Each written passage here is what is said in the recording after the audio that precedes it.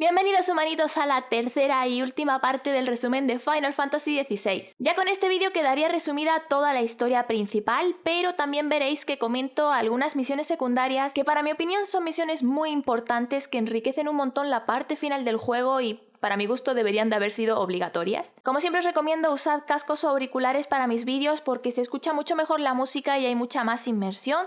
En general eso es recomendable para todos los resúmenes de mi canal. Y ahora ya sí, vamos a comenzar. ¡Ikimasho! En algún lugar desconocido, Barnabás se encontraba desnudo en presencia de Artema, quien adoptó la forma de Benedicta y más tarde de Hugo Kupka. Artema señalaba de forma despectiva cómo Barnabás, a pesar de ser tan poderoso, no podía evitar dejarse llevar por las emociones, en concreto por el amor o la atracción que pudiese haber sentido por Benedicta. Para Barnabás, en cambio, era natural, pues esa era la naturaleza miserable de la humanidad.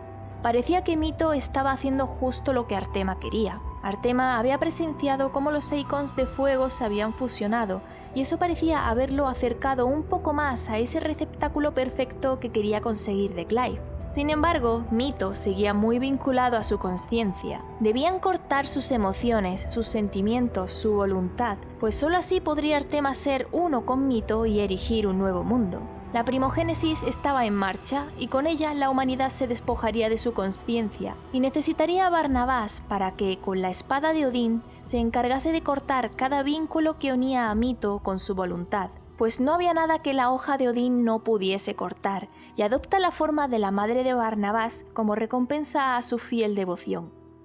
De vuelta en la guarida, Clive y Jill estaban preocupados pues Joshua no había despertado aún desde que volvieron del dominio y Tarja le había encontrado un extraño bulto en el pecho rodeado de petrificación. Tarja no les dejaba entrar en la enfermería donde también se encontraba Dion inconsciente, así que Clive va a despejarse un poco la mente hablando con Otto. Habían conseguido destruir todos los cristales madre de Tormentia, ya solo quedaba la columna del dragón en Cenicia y a causa de Artema el cielo se había cubierto por toda Balistea. Gab, Mid y Byron se encontraban juntos en Camber preparando el Enterprise, y Vivian entonces explica que al haber destruido los cristales madre, los cristales con los que la gente alimentaba los pozos o los hornos habían perdido su utilidad. Encima, las acumulaciones de éter cada vez eran más frecuentes, surgían sin previo aviso, provocando que todo el que entrara en contacto con la zona se convirtiera en acásico, ya fueran hombres o bestias. Sin embargo, mientras las naciones de Tormentia estaban desorganizadas y sumidas en el caos, Walud había puesto en marcha el Enheia, el que era de momento el barco más veloz de toda Balistea.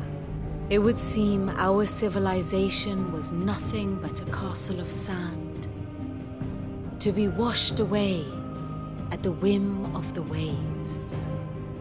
Harpócrates, por su parte, sospechaba que Artema debía de ser un dios. En las antiguas escrituras de los empíreos hablaban de cómo los dioses despojaron los cielos de sol. Si Harpócrates tuviese alguna copia de las memorias del cronista Mos, quien además fue su mentor, quizá podría arrojar algo más de luz sobre el asunto, pero era prácticamente imposible encontrar una copia. Clive le agradece de todas formas lo mucho que se esforzaba y vuelve de nuevo junto a Otto. Otto acababa de recibir nada menos que 3 mensajes pidiendo ayuda, desde la Fonda de Marta, desde Dalimir y desde Northridge. Los libertadores estaban todos muy ocupados ayudando en el dominio, y aunque les avisaran, no llegarían a tiempo, por lo que Clive y Jill se ponen rápidamente en marcha.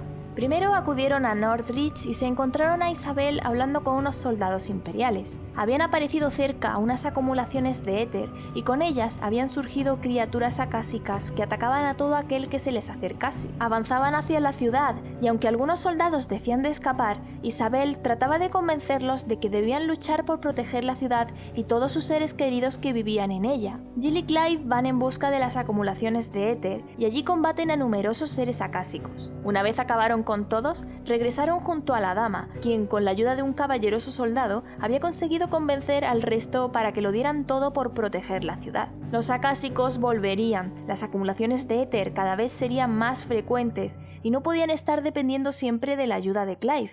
Ahora acudirían a Dalimir, donde Lubor les explica que unos bandidos habían desvalijado la ciudad y eso había provocado que las dos facciones se entraran en disputa. Conrad creía que debían centrar sus esfuerzos en encontrar a los bandidos y darles una lección comprando mercenarios si hacía falta, mientras que Natalie quería ayudar al pueblo a reabastecerse y recuperarse, aunque eso significara estar indefensos ante otro ataque. Por suerte, Víctor también estaba allí, y entre él, Lubor, Clive y Jill establecen un plan para convencer a ambas facciones de que deben unirse y dejar sus diferencias a un lado. Primero, Jill se hizo pasar por la líder de los mercenarios de las ciudades libres y convenció a Conrad de que, con tantos problemas por toda Tormentia, ya no quedaban mercenarios a los que poder contratar. Mientras que Clive se hizo pasar por un ilustre mercader ante Natalie y le explicó que habían cortado los suministros y sería imposible reabastecer la ciudad. Natalie, en cambio, se dio cuenta de que era una farsa, pero entendió el mensaje que le quería transmitir Lubor. Así que tanto Natalie como Conrad se mostraron dispuestos a colaborar en el nuevo plan, justo a tiempo, pues habían avistado a un numeroso grupo de bandidos que se dirigía de nuevo a saquear la ciudad.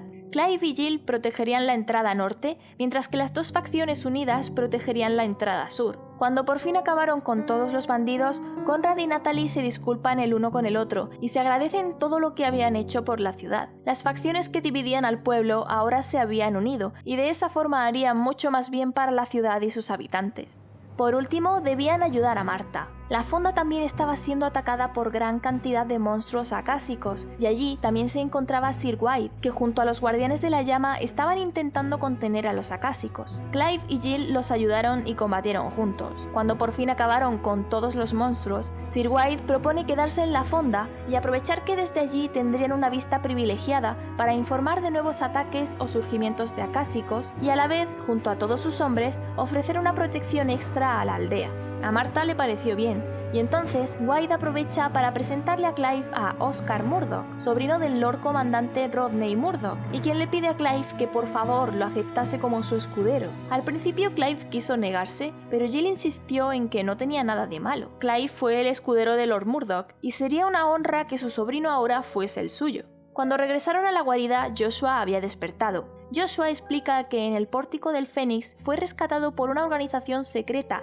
quienes velaban por él y gracias a los que descubrió la existencia de Artema. Joshua les cuenta que había encerrado en él una parte de Artema y desde entonces sentía como día tras día su cuerpo se debilitaba, a pesar del poder de recuperación del Fénix, el cual no era suficiente. Artema buscaba hacerse con el cuerpo de Clive, pues era el único que podía contener el poder de todos los Seikon juntos, y Joshua sospechaba que si no se había hecho ya con su control, debía de ser porque existía alguna incompatibilidad entre el espíritu de Clive y el de Artema. Sin embargo, no tuvieron tiempo de seguir hablando, pues había llegado un mensaje de Gab, quien pedía ayuda desde Camber. Junto a Lord Byron y Mead se habían refugiado en el barco huyendo de numerosos acásicos, por lo que Clive y Jill no dudan en ir en su ayuda. Joshua entonces se apunta al viaje, pues la ruta más rápida pasaba por Teiva, donde Jote, su acompañante, lo debía de estar esperando. Los tres se ponen en marcha hacia Teiva, en Dalmequia, y cuando llegaron a aquel poblado no tardaron en encontrar a Jote, quien se presenta como Dama de los Imperecederos, al cargo de la protección del Fénix. Los Imperecederos eran una orden secreta leales al trono del ducado, específicamente al dominante del Fénix. Por ello, fueron quienes rescataron a Joshua en el pórtico, y desde entonces Jote había estado a su lado. Jote les explica que habían avistado el Enheia, el barco de Barnabás, dirigiéndose al sur durante el combate de los Saikons en el dominio. Eso significaba que Barnabás se dirigía a Camber, y debían de ser ellos quienes estaban atacando las ciudades libres, donde Gab, Byron y Mead se encontraban. Por lo que habían averiguado, Walud llevaba años influenciada por Artema, y Barnabás debía de ser otra marioneta más.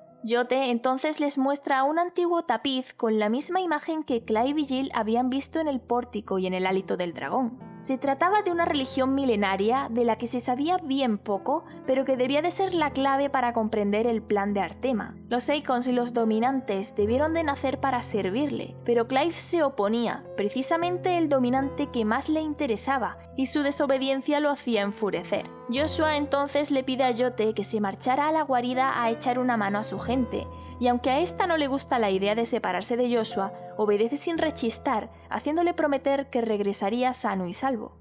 En el ágora de las ciudades libres, los gobernantes debatían ante la situación de crisis de recursos y los inminentes ataques de acásicos, cuando de pronto se presentaron en la sala Harvar junto al rey Barnabás. Los integrantes del consejo creyeron que el rey se había personado para acabar con los acásicos y estaban dispuestos a negociar sus honorarios, pero no era así. La invasión acásica portaba los colores de su reino e invocando a su espada azabache, Barnabás aniquila a todos los presentes con un único movimiento. Barnabás buscaba a Mid, pues su conciencia estaba ligada a su padre y ésta a su vez la unía a Mito. Por ello estaba seguro de que Mito se personaría enseguida y le ordena a Harvar que le diera una cálida bienvenida. Clive, Jill y Joshua, antes de seguir su camino hacia Camber, se encuentran con Cyril, otro miembro de los imperecederos a cargo de documentar en sus crónicas las hazañas del Fénix, y además Joshua le había encargado que supervisara la investigación sobre el origen de Artema. A partir de ahora los imperecederos serían fieles aliados, por lo que Cyril le entrega a Clive su insignia, aunque Clive no terminaba de confiar del todo en ellos. Cuando llegaron a Camber, se encontraron la ciudad siendo atacada por los acásicos al servicio de Barnabás y consiguieron infiltrarse y llegar hasta el almacén donde Gav y los demás los esperaban. Tras presentarles a Joshua y reencontrarse este con su tío Byron, Gav les pone al corriente de la situación de la ciudad. El ejército de Walud eran acásicos, pero acásicos organizados que parecían seguir órdenes. Debían ponerse en marcha cuanto antes para proteger a la gente de la ciudad, así que se dividirían en dos grupos por ambos lados del río, mientras Smith pondría en marcha el barco con ayuda de Gav y Byron. Clive, junto a Torgal, avanzaron enfrentándose a orcos y acásicos por igual, a la vez que Jill y Joshua le seguían el ritmo por la otra orilla del río. Después de derrotar a incontables enemigos, Clive llegó hasta donde Sleipnir Harvar le estaba esperando. Sleipnir se refería a los acásicos como seres puros y divinos, ya que eran personas que se habían desprendido de la voluntad que los corrompía. Sleipnir buscaba combatir contra Clive por mero capricho, por sentir en su propia piel el poder de Mito, y le pidió que no se contuviese. Sleipnir era muy ágil, pero a la vez poseía una fuerza brutal, por lo que cada una de sus estocadas era casi como una sentencia a muerte. Tras verse abrumado por las habilidades de Mito, Sleipnir toma prestado el poder de la espada de Barnabás y transforma su arma en Gungnir.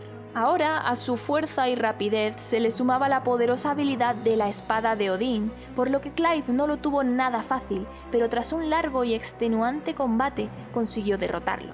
Jill y Joshua entonces se reunieron con él. Ellos también habían llegado demasiado tarde y no pudieron hacer nada por los habitantes de Camber. El grupo decide regresar para reunirse con Gav y el resto, pero entonces el rey Barnabás, dominante de Odín, hizo su impresionante entrada a escena. Leaving so soon, Mythos? Barnabás tomó la espada de Sleipnir y se batió en un duelo contra Clive. Sin embargo, Barnabás, con una sola mano, era capaz de bloquear todos los golpes de Clive, derribándolo y poniéndolo en jaque una y otra vez. Stop calling me Mythos. But Mythos is everything. The cornerstone of all creation. The Lord's vessel. Your purpose.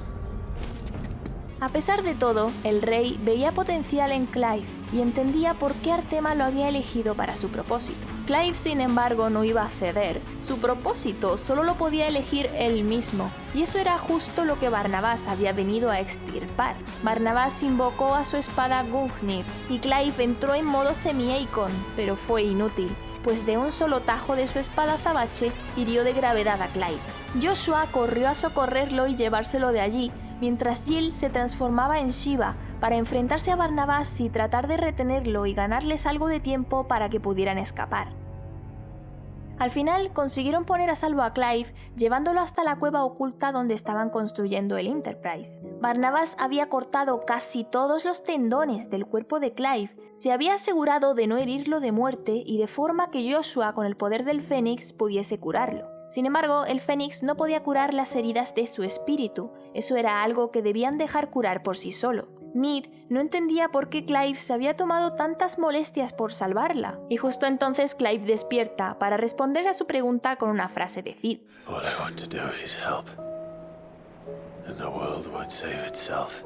El barco de Barnabás, el Engeia, había zarpado y con él se había marchado de la ciudad gran parte de su ejército. Pero había algo más, Jill no había regresado. Tanto Clive como Joshua podían sentir el éter de su Aegon, por lo que podían estar seguros de que seguía viva, pero sin duda Barnabas debió de habérsela llevado con él. Debían zarpar en el Enterprise cuanto antes para rescatarla, pero Mead no había conseguido resolver aún el problema de potencia del motor. Tenía tanta fuerza que si se ponía en marcha partiría el barco en dos. Cid seguramente ya previó esto, y por ello Mead cree que debió de dejar por escrito algo en sus anotaciones. Clive entonces regresa a la guarida en busca de esos manuscritos mientras los demás terminaban de poner a punto el barco. Siguiendo un rompecabezas que había dentro de una muñeca de Mead y gracias a la ayuda de Otto, Clive encuentra dentro del Orchestrion, el cual fue la primera creación de Mead, la pieza que Cid había fabricado y que resolvería el problema de potencia. Clive regresó a Camber y con la pieza que trajo, Mead pudo ajustar al final la fuerza del motor.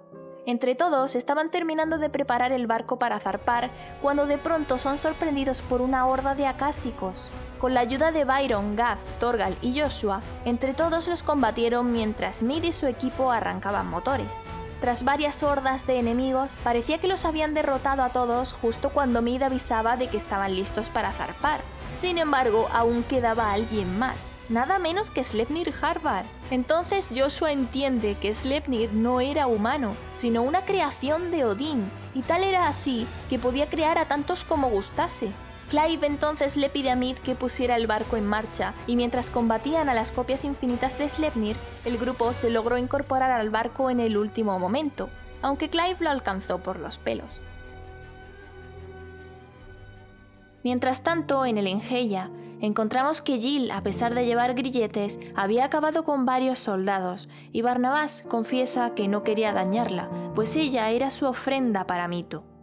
A la vez, en el Enterprise, el tío Byron se despide de sus sobrinos. Tenía un contacto en Randelá al cual pretendía convencer para que le facilitara nada menos que un ejército para la causa, por lo que no tenía tiempo que perder y se marcha en un pequeño bote. El príncipe Dion, por su parte, se había fugado de la guarida sin que nadie se diera cuenta, para regresar a Twinside y ver con sus propios ojos el estado en el que él había dejado la capital del dominio. Dion no estaba recuperado de sus heridas, pero por suerte la chica de las medicinas lo vio derrumbarse y lo socorrió. De vuelta al barco, los potentes motores del Enterprise habían cumplido con las expectativas y alcanzaron a Engeia antes incluso de lo esperado. Pero Barnabas lo sabía y les iba a recibir por todo lo alto.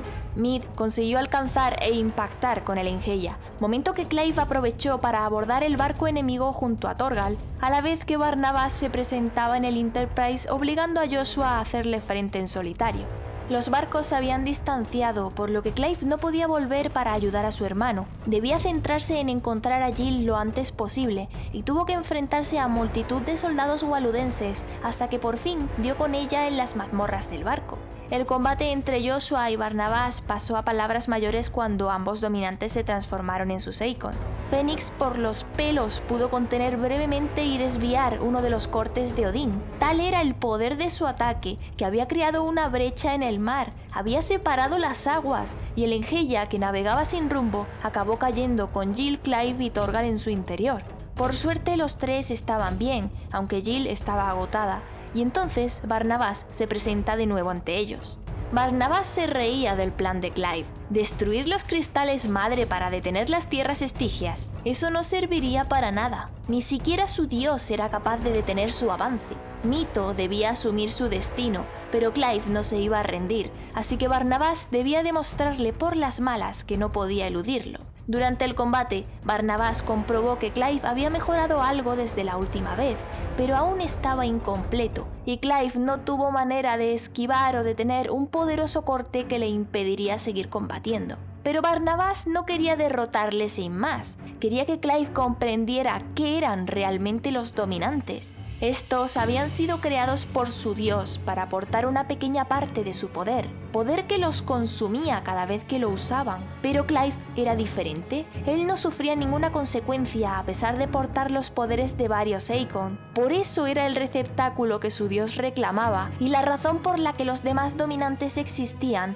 era para que Mito absorbiera su poder y así lograr completarse para cumplir su función divina. Tal propósito solo se hallaría cuando Clive hubiese absorbido todos los Eikon y se desprendiera de su voluntad. Eso era lo que le esperaba a la humanidad. Barnabás lo veía como la salvación, pero su Dios pretendía arrebatarle la conciencia a toda Balistea, es decir, volverlos acásicos, tal y como la humanidad fue en sus inicios, hasta que, por descuido de Artema, comenzaron a tomar conciencia. Barnabás entonces se marcha liberando la separación del mar y obligando a Jill a crear un pasadizo de hielo por el que escapar hacia la costa más cercana.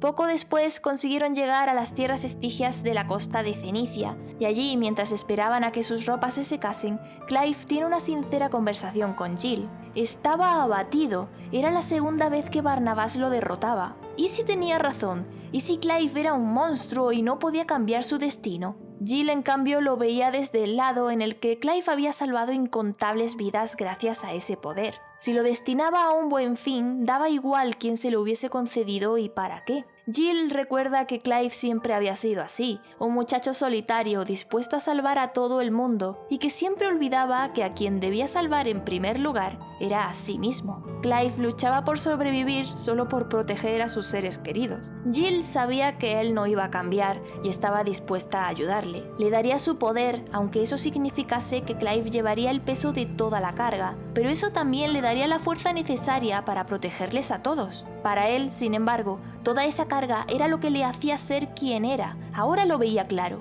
Tras absorber el poder de Shiva, Clive le promete a Jill que lograría escapar de su destino y encontrarían la forma de salvarse para así, algún día, volver a contemplar la luna juntos. Y Jill, por su parte, le promete que seguiría siempre a su lado. I never thought a smile could bring me so much joy.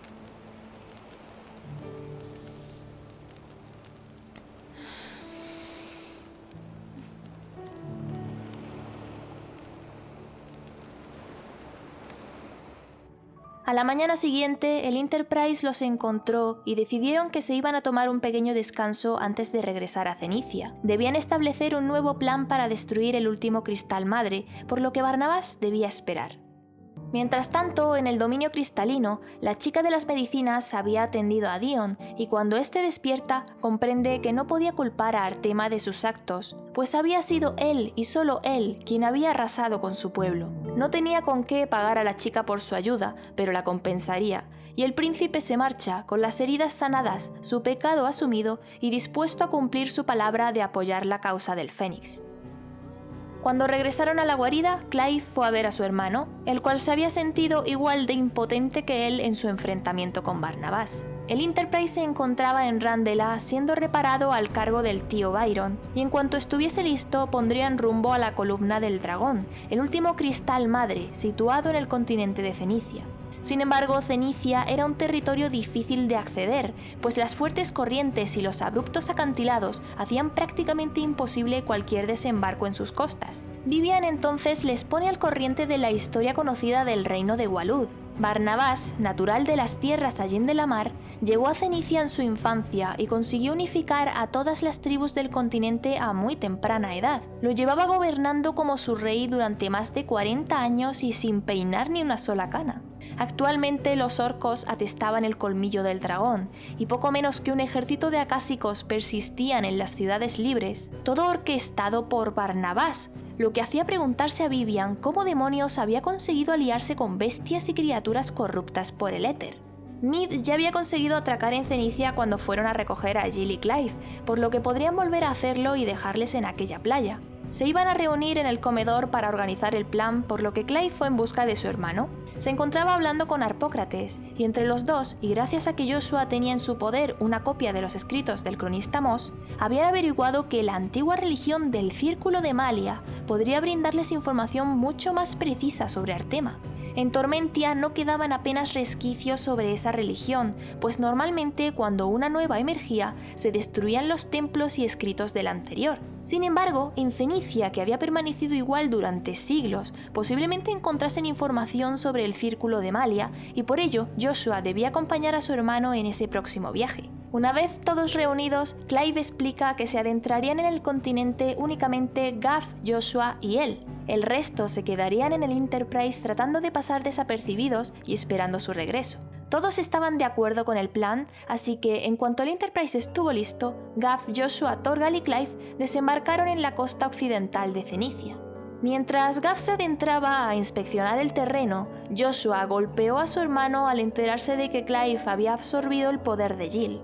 Joshua lo interpretó como que Jill no había tenido otra opción, pues jamás se habría negado a dárselo si se lo pedía, y Clive se aprovechó de ello, pues según Joshua, Clive quería encargarse de todo sin la ayuda de nadie. Joshua, en cambio, no le daría su poder, pues el mundo lo iban a salvar entre todos, no Clive en solitario.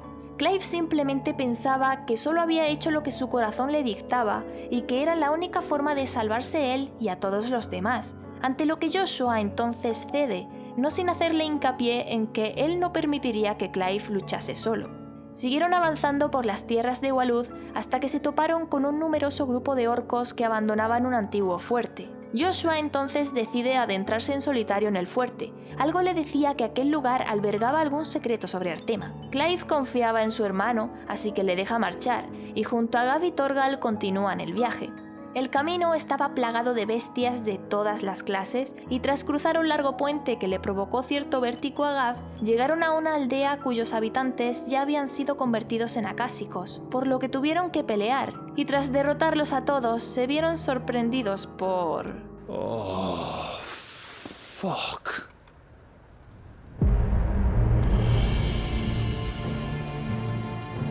Artema los estaba esperando en Stonehir, la capital de Walud, por lo que el mismo Odín se personó para poner a Clive de nuevo a prueba.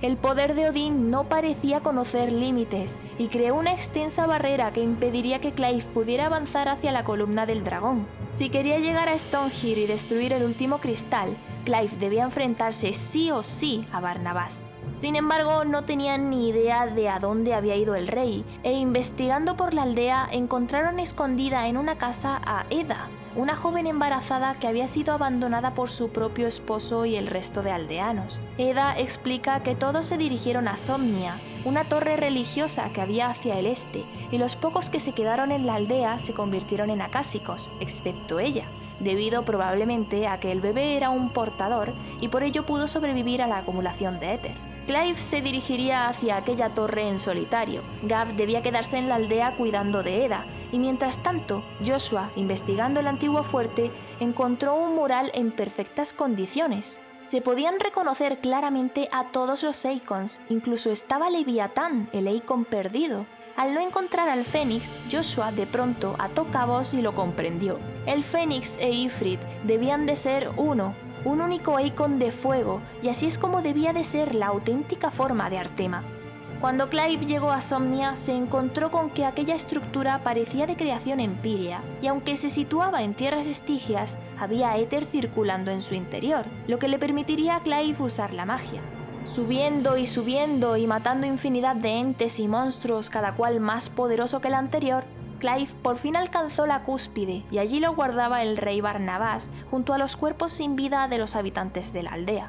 Para Barnabás, esas personas eran débiles y míseras criaturas, abocadas a librar guerras entre ellos. La envidia y los prejuicios los hacían discriminarse. Cada dolencia que padecía el mundo era fruto de la maldad de la humanidad, todo a causa de su voluntad. Pero Clive no se iba a dejar engañar. Él tenía muy claro que lo que Barnabás llamaba corrupción era simplemente lo que les hacía ser quienes eran, y aunque se equivocase en sus decisiones, seguiría adelante como un hombre libre. Barnabás entonces le confiesa que él una vez también pensó así, pero entonces su Dios respondió a sus plegarias, le prometió que solo ante aquellos dignos se abrirían las puertas del paraíso, por lo que Barnabás entregó su cuerpo al éter para servirle. Tras absorber el éter de los aldeanos, Barnabás cuenta que su Dios estaba dispuesto a salvar solo a la humanidad que estuviese dispuesta a servirle. Él creía que podían expurgar los pecados y renacer en un nuevo mundo, y por ello estaba dispuesto a sacrificarse y probar su fe una vez más. Clive entonces le replica que eso no podía ser la salvación, sino una condena, pues la libertad era lo que daba sentido a la vida y sin ella en nada se diferenciaba de la muerte. Show us the strength of your will. It's not the strength of my will that should worry you, but the weakness of yours. Tras esto, el combate dio comienzo, y después de un breve calentamiento en un duelo de espadas, Barnabás pasó a transformarse en su Eikon, obligando a Clive a hacer lo mismo. Ifrit entonces consiguió alcanzarle, y de la explosión resultante Barnabás volvió a su forma humana, pero ni aun así se le podía subestimar, pues con su poderosa espada se deshizo de la forma de Ifrit. Ahora de nuevo volvieron al duelo de espadas, pero la dificultad se había intensificado notablemente. Los ataques de Barnabás eran más poderosos y se sucedían más rápidamente. Aún así, Clive les hizo frente, lo que estaba sorprendiendo con creces a Barnabás, pero no sorprendía en absoluto a Clive, quien no duda en afirmar que la voluntad los hacía más fuertes de lo que su dios creía. Tras lo que pudiera parecer un golpe mortal, se hace evidencia de que Barnabás había sido consumido por el éter y se convierte de nuevo en Odín. Torgal, por suerte, ayudó a Clive a esquivar su espada y tras esto el fiel Khan huyó de la zona.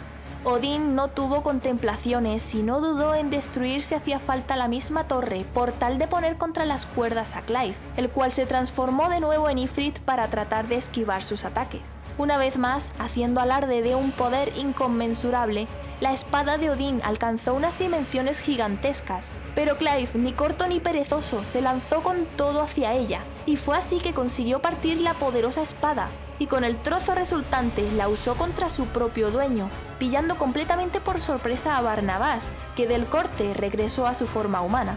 Sin embargo, justo cuando Ifrit iba a acabar con él, su forma Eikon se desvaneció. Barnabás, que por un momento había dudado de que igual la voluntad no tenía por qué ser una debilidad, al ver a Clive exhausto, sus ideales cobran más fuerza y sus dudas se esfumaron, y ambos vuelven de nuevo a combatir, pero esta vez Barnabás con ataques más lentos y más poderosos. Incluso ya cegado por el éxtasis, no duda en volverse a transformar en Odín y ataca a Clive ya no con la intención de ponerle a prueba, sino directamente con la intención de acabar con él. El combate no parecía tener fin, con un Barnabás completamente fuera de sí, hasta que finalmente Clive vio la oportunidad y de un espadazo expulsó a Barnabás de la plataforma sobre la que combatían. Clive bajó, ahora ya sí acompañado de Torgal, y se encontró con que Barnabás ya no podía siquiera incorporarse. Había tenido tiempo para comprender que en la voluntad también residía el poder, pero Barnabás realmente no había renunciado nunca a su voluntad, pues era esta la que lo movía a seguir a su dios y la que lo hizo creer en la fantasía de un nuevo mundo, cuando el único mundo que importaba era en el que ellos vivían, el único que merecía ser salvado, aunque eso significase que debían matar a un dios.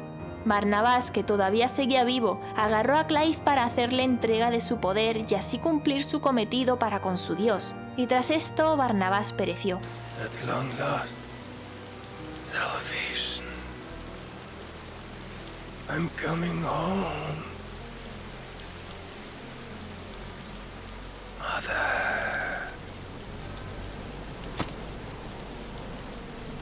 La barrera que había creado con el poder de Odín se disipó, y Artema entonces desde algún lugar felicita a Clive por haberse acercado un paso más a la divinidad, y lo invita a reunirse con él en el último cristal madre. Mientras tanto, Byron, en Randela, se ve acorralado por un grupo de acásicos junto a Eugene Havel, quien había sido destituido de su cargo como mariscal de Dalmequia y quien precisamente era el antiguo amigo que Byron había ido a visitar.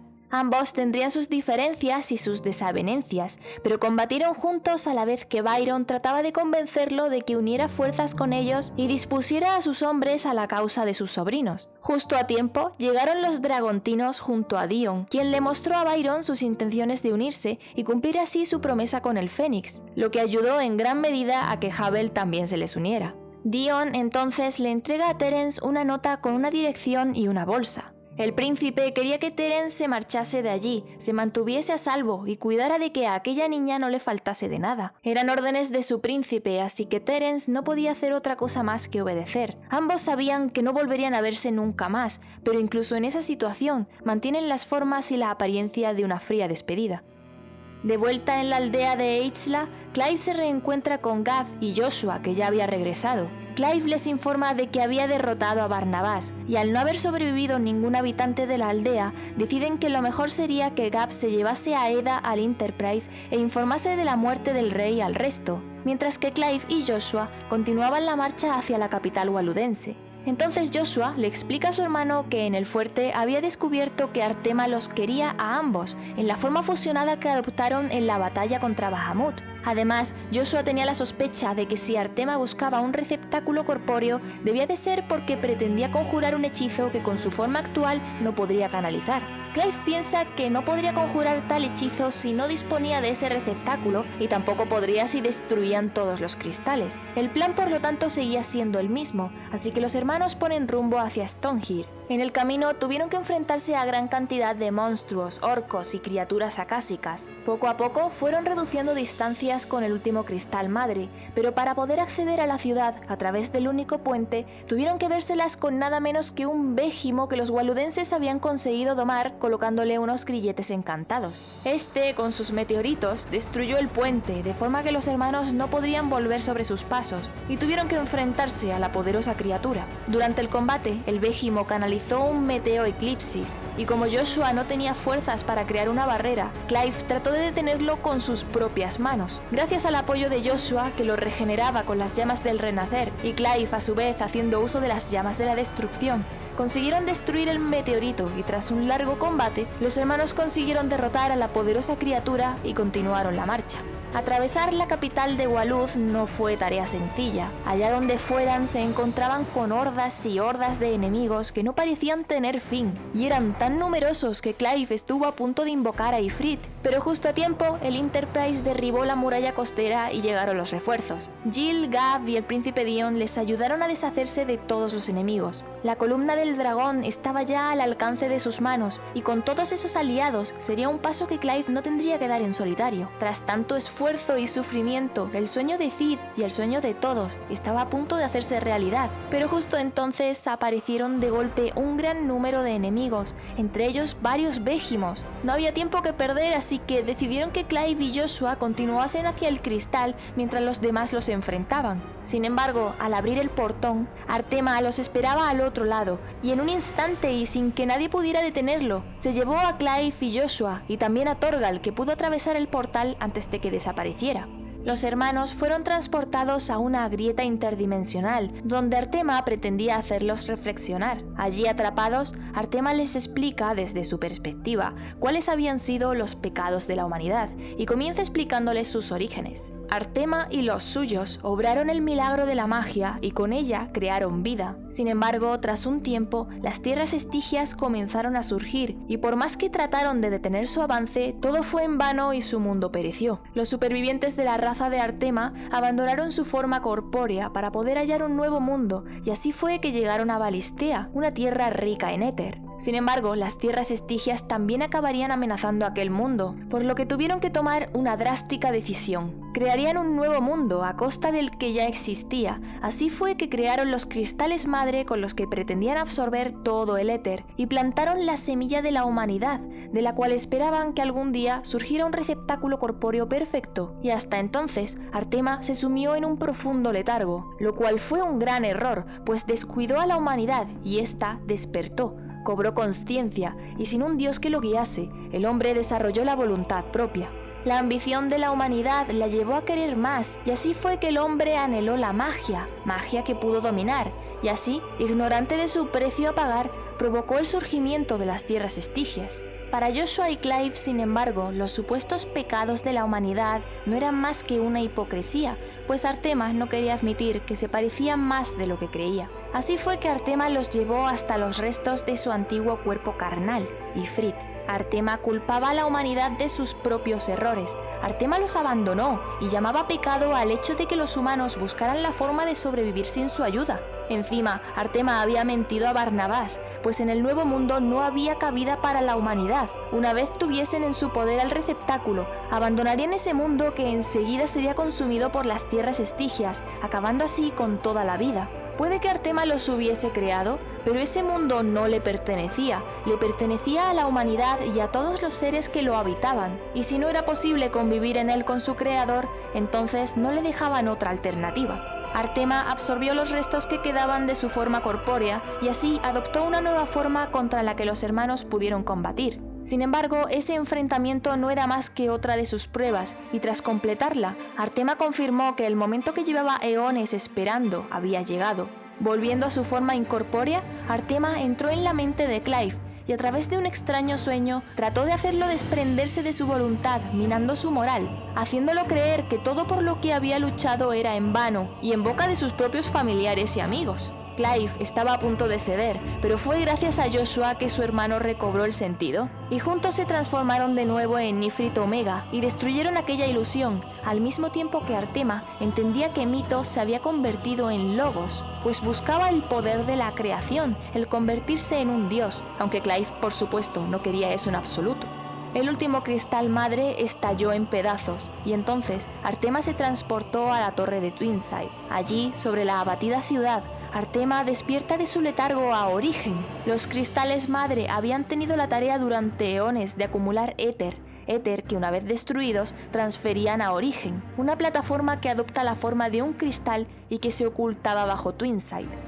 Clive, Joshua y Torgal fueron transportados de vuelta con el resto, y enseguida todos subieron al Enterprise, no sin antes Dion apurar al máximo el eliminar a todos los acásicos posibles, aprovechando que de un solo salto podría regresar al barco.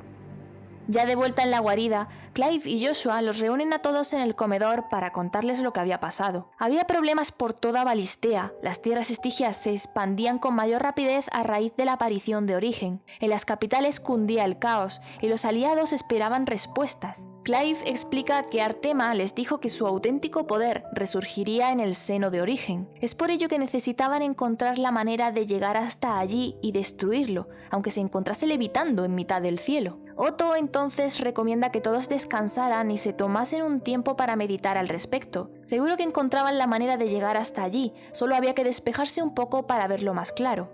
Clive vio que su hermano se encontraba bastante pesimista, así que fue a hablar con él para tratar de animarlo. Artema los había forzado a tener que luchar por sobrevivir, pero ¿acaso no era eso lo que llevaban haciendo toda la vida? Artema también era un superviviente que buscaba un mundo perfecto. En realidad se parecían más de lo que Artema estaba dispuesto a admitir, y ahora debían luchar para decidir quién seguía en pie. Si Artema ganaba, el mundo estaría condenado, pero si ganaban ellos, tampoco habría nada que les garantizase que las tierras estigias detendrían su avance.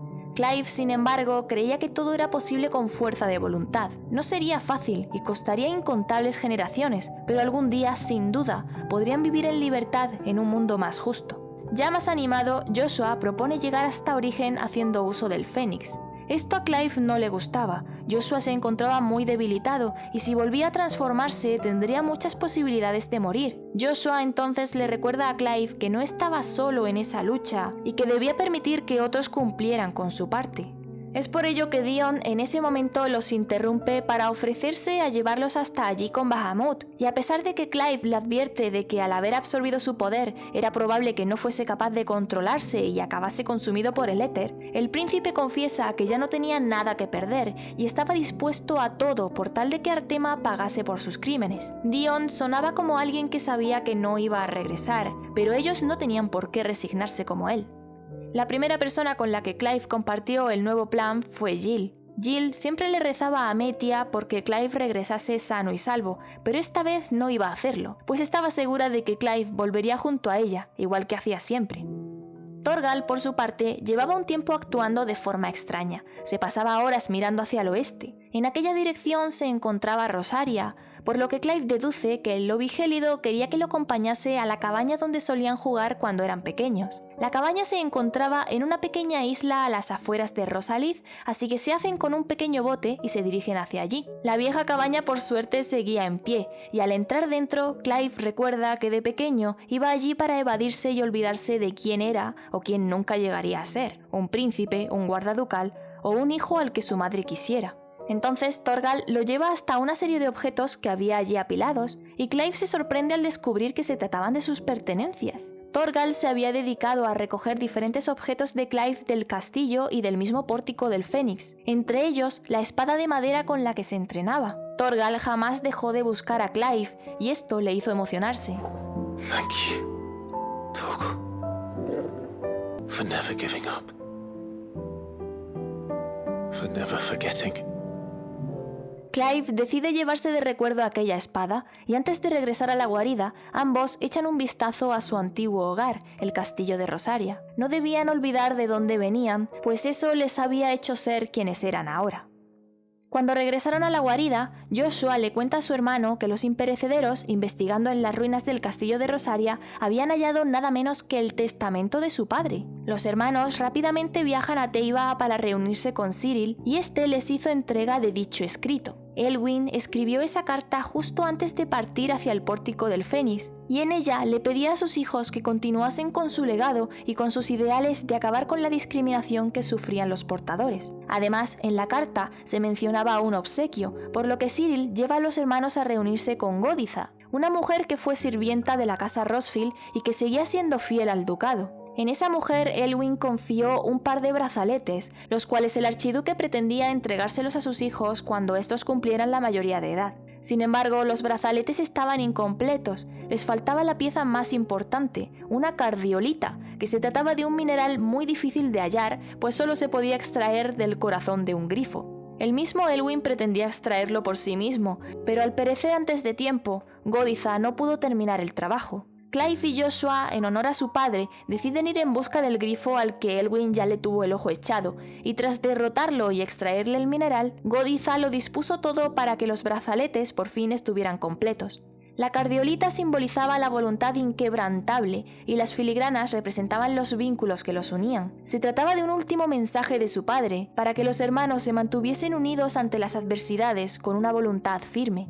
Entonces estos deciden visitar la tumba de su padre para agradecerle el presente, y allí ambos hermanos confiesan el haber tenido sus ideales siempre presentes. Elwyn fue todo un ejemplo a seguir para sus hijos, y esto les había dado más fuerzas para seguir luchando. Ahora sabían que su padre los habría apoyado de seguir con vida, y se llevan consigo su viejo yelmo para que fuese testigo de cómo sus hijos seguían sus pasos.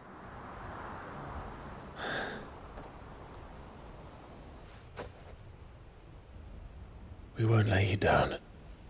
Los hermanos regresaron a la guarida y entonces Joshua le comenta a Clive que estaba preocupado por Jill. Sospechaba que el haber perdido a Shiva le causaba pesar en el corazón. Quizá pensase que ya no podría ser de utilidad, por lo que los hermanos deciden hacer algo para recordarle que seguía siendo una más y que todos, y en especial Clive, la necesitaban. Recordando un día en el que de niños Clive y ella se escaparon en medio de una tormenta para ver un campo de margaritas, Joshua cree que sería perfecto el poder llevarla de nuevo a aquella colina, siempre que siguiese habiendo allí dichas flores. Se dirigieron allí, pero por desgracia las tierras estigias habían comenzado a consumir aquella colina, por lo que los hermanos investigaron hasta que dieron con una nueva zona donde cientos de margaritas habían florecido. Entonces Joshua le deja el resto a Clive, y este llevó a Jill hasta aquel campo. Jill recuerda que de niños Clive la quiso llevar hasta la colina de las margaritas porque la descubrió llorando, y así pensaba que se sentiría mejor. Lo cierto era que Jill lloraba porque acababa de descubrir que la archiduquesa Anabela pretendía casarla con algún aristócrata.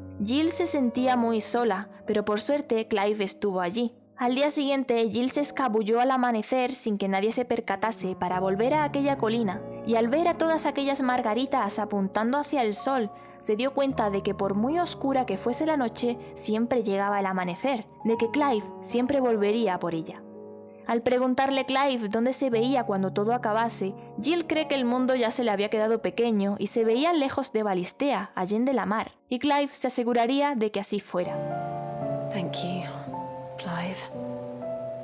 For this, the flowers, for everything. It's exactly what I needed. You are my treasure.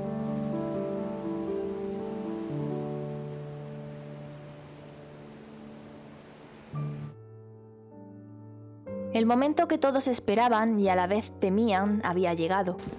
Clive, if you see me dad up there, tell him we were right to leave his legacy with you. Clive, Joshua y también Dion fueron despidiéndose uno a uno de todos sus amigos. Jote rezaría por el regreso de Joshua. Tarja, con cierta brusquedad, le pide a Clive que trajera a su hermano de vuelta sano y salvo. El tío Byron les aseguró que dejaban al resto en buenas manos y que se centrasen en lo que debían hacer. Por último, Clive se despide de Torgal y de Jill. I'll be back. I promise. I love you, Jill. Jill, que intentaba controlar la emoción y las lágrimas lo mejor que podía, le correspondió, y tras un último vistazo a las caras de todos sus queridos amigos, Clive, Joshua y el príncipe Dion se pusieron en marcha hacia Origen, y aunque Jill dijo que esta vez no le rezaría a su estrella por su regreso, vemos cómo finalmente lo acaba haciendo. Conforme se acercaban a Origen a lomos de Bahamut, cientos y miles de esbirros de Artema trataron de cortarles el paso, pero Bahamut no era moco de pavo y rápidamente abre una brecha y acceden a la extraña plataforma de Origen. Allí los aguardaba Artema, quien había conservado su anterior cuerpo en aquel lugar, un cuerpo que se hallaba incompleto, pero que preservó por si el azar le deparaba ocasión de usarlo. Eran 3 contra 1, cualquiera diría que tenían las de ganar. Joshua y Clive se transformaron en sus Eikons y Artema hizo lo propio. Los ataques de Ifrit, Fénix y Bahamut se sucedieron uno tras otro, y lo que para cualquiera sería una ventaja desproporcionada, no lo era en absoluto contra Artema Alpha. No solo esquivaba y devolvía los golpes, sino que los pocos que lograban acertarle no le hacían ni cosquillas. Los 3 Eikons unieron fuerzas y conjuraron un poderoso hechizo, el Tridesastre, pero ni con esas pudieron con él. Artema Alpha noqueó en un instante a Ifrit y lanzó una magia muy poderosa en su dirección. Fénix, por tal de proteger a su hermano, pretendía interponerse, pero entonces fue Bahamut el que se adelantó. Le gritó a Fénix que se encargase de Ifrit y con su gigafulgor lo dio todo por contenerlo. I ask not for acceptance, only forgiveness!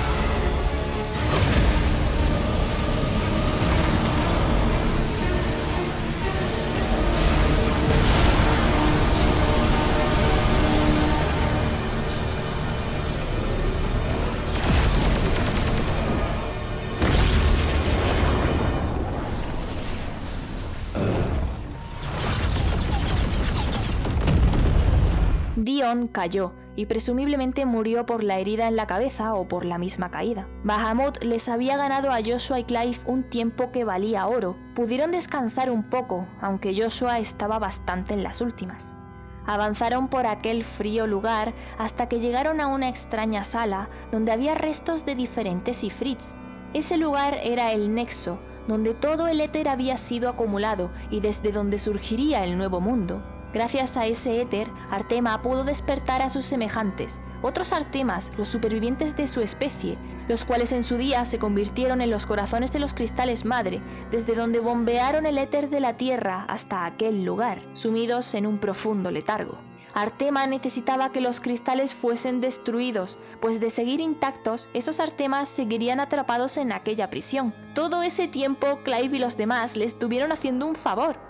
En ese momento, Artema despertó al que Joshua tenía retenido en su pecho, y Joshua entonces lo comprendió todo. No era que él se estuviese volviendo más débil, sino que tras destruir cada cristal, era Artema quien se fortalecía. Artema poco a poco fue absorbiendo a los demás, mientras Joshua, con sus últimas palabras, trataba de explicarle a Clive cómo podrían acabar con él. En el pasado, la humanidad veneró a Artema y le rendían culto como dios creador que era. En vano, pues Artema, absorto en sus deseos, nunca se dignó a escucharlos e ignoró lo único que podría haberlo fortalecido de verdad, la fe de sus fieles.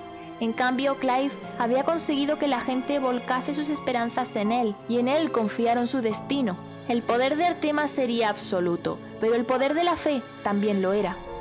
With my light in your heart, not even a god might stop us. Clive trató de detener a su hermano, pero Joshua sabía que ya no tenía forma de sobrevivir, y antes de perecer, le hizo entrega del don completo del Fénix. Thank you, Clive, for being my brother. Artema, que había adoptado una nueva forma al unificar a todos sus iguales en él, estaba satisfecho de que por fin Mito hubiese completado su poder, y ahora solo faltaba vaciar el receptáculo. Transportó a Clive a un espacio interdimensional, pero una pequeña pluma del Fénix le hizo sentir que su hermano ahora formaba parte de él.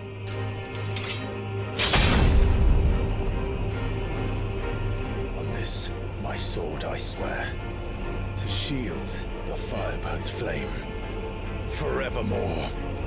El combate final dio comienzo, y durante toda la batalla, Artema trató de consumir la voluntad de Clive con su magia, cosa que no conseguía y que le hacía enfurecer. Tras completar una primera fase de enfrentamiento, Artema percibe que no puede destruir su voluntad porque un extraño poder alimentaba las llamas de Clive, y a pesar de alardear de tanta superioridad, no podía comprender por qué. Artema se creía con la potestad de destruirlos solo por el hecho de haberlos concebido. Once, perhaps. But we are no longer yours. Our flames are our own, and they burn as one!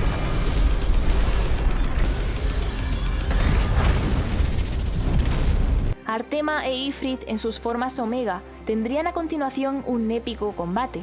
Artema usando toda clase de magias poderosas y también ataques físicos, pero Ifrit no se quedaba para nada atrás y las contrarrestaba y contraatacaba. Claramente Ifrit estaba a un nivel superior a su creador, cosa que Artema no podía tolerar, pero así era. Tras devolverlo a su anterior forma, Clive le explica lo que no quería ver. Artema era débil, y por tal de demostrarse a sí mismo que no lo era, creó a la humanidad. Sin embargo, esta acabó teniendo más potencial del que su mismo creador pudiera alcanzar jamás, y les dio la espalda. You think you know me? You know nothing, Logos. Nothing. Bien furioso, Artema se dividió en 16 partes, en sus 16 semejantes, y entre todos formaron una nueva forma a la que éste se refería como su auténtica figura.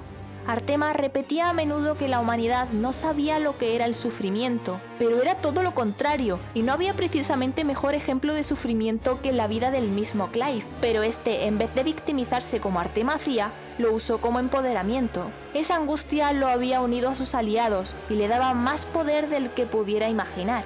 La nueva forma de Artema, llamada Artemalia, era más rápida y poderosa que la anterior, pero Clive se encontraba en un punto al que Artema jamás podría llegar, y así fue como Clive contrarrestó cada ataque de los diferentes Seikons que Artema ejecutaba, con el mismo elemento, pero con el plus del apoyo de sus amigos. Clive podía sentir la genuina fe de sus aliados y parecía hasta poder escucharlos dándoles ánimos con cada contraataque. Garuda, Lamu, Titán, Bahamut, Shiva, Odín. Artema no podía ganar con ninguno de ellos. No, mine is the altar at which you pray. Mine are the eyes that look down upon you all. And yet still you cannot see. You are no better than us. We are one and the same. Clive con esto hizo enfurecer a Artema a un límite nunca antes visto, pues su elevado nivel de ego le impedía ver la realidad. Artema llegó a un punto en el que se vio completamente acorralado y atacó con el poder de Fénix, pero el poder de Fénix de Clive tenía un extra de fraternidad, algo que Artema nunca comprendería, pues eligió permanecer solo, rechazando la fe que podría haberlo engrandecido, y eso era lo que los hacía tan diferentes y lo que hacía a Clive tan superior.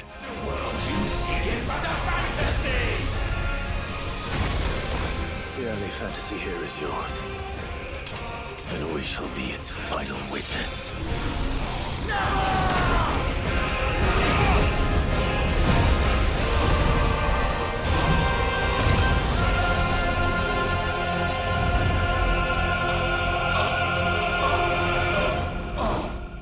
I said,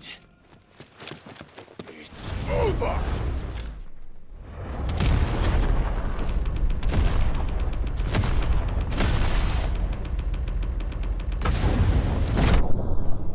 Mientras Artema se desintegraba, se preguntaba qué le esperaría ahora a la humanidad. Clive no podía saberlo, pero sí imaginaba que no sería ningún camino de rosas. Al final, la vida consistía en luchar, sufrir y sobrevivir, sin necesitar una razón de ser. Los humanos somos imperfectos, nos apoyamos en otros al tropezar, nos volvemos a levantar y seguimos buscando respuestas. Artema, mientras Clive absorbía su poder, seguía convencido de que las tierras estigias no detendrían su avance y la humanidad perecería con el mundo, y tras su muerte, Clive fue transportado de vuelta a Origen. Al encontrar allí de nuevo el cuerpo sin vida de su hermano, rompe a llorar recordando momentos de su infancia juntos, como el día en el que le entregó la bendición del Fénix o el mismo día de su nacimiento. Usando las llamas de la resurrección del Fénix, Clive regeneró la herida de su hermano, pero por muy poderoso que fuera, el Fénix no podía sanar el espíritu. El poder de un dios era demasiado hasta para él, pero mientras lo poseyera podría usarlo para acabar con todo vestigio de Artema sobre la Tierra. Acabaría con la magia y así pondría fin a los dominantes y a los portadores. These are our terms.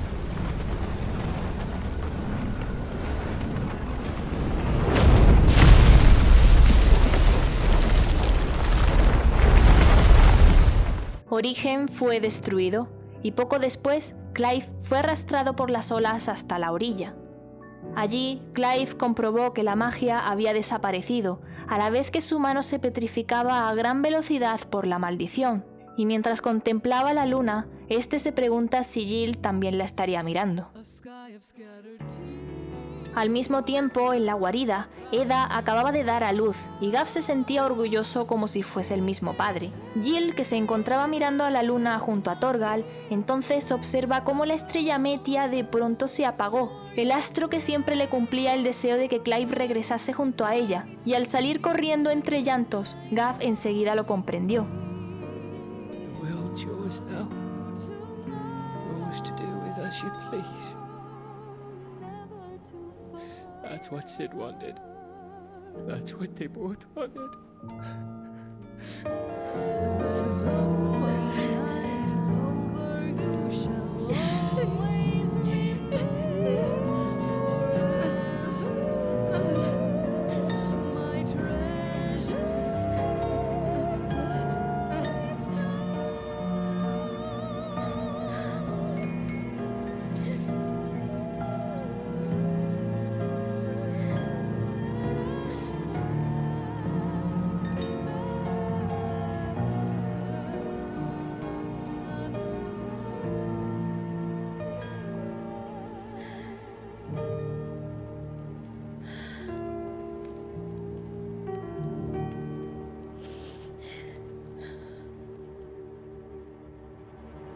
And thus did our journey end.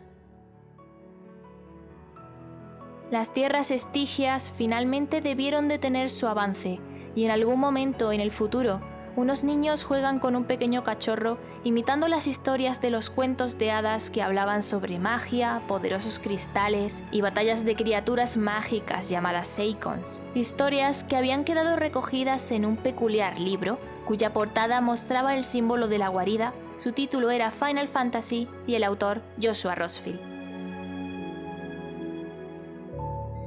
Y así termina esta tremendísima historia. Estoy pensando más adelante a lo mejor traer un vídeo sobre mi interpretación del final del juego. Si te interesaría ese vídeo, dímelo en los comentarios. No sé si esperarme en todo caso a que salga el DLC por si acaso aportase algo más a ese final, que como habrás visto queda abierto, los desarrolladores mismos confirman que es un final abierto y hay mucho lore del que tirar para hacer múltiples interpretaciones. Así que si no quieres perdértelo, pues ya sabes lo típico de que te suscribas, actives la campanita, porque yo subo a lo mucho un vídeo al mes, así que no te voy a agobiar con notificaciones. Dale a la campanita, leñe, que te lo está pidiendo Jill. Espero que estos titánicos vídeos te hayan gustado, te hayan entretenido y por supuesto que te hayan ayudado a comprender un poco más esta pedazo de historia. Te deseo un bonito día y nos seguimos viendo por aquí con más resúmenes. ¡Mátane!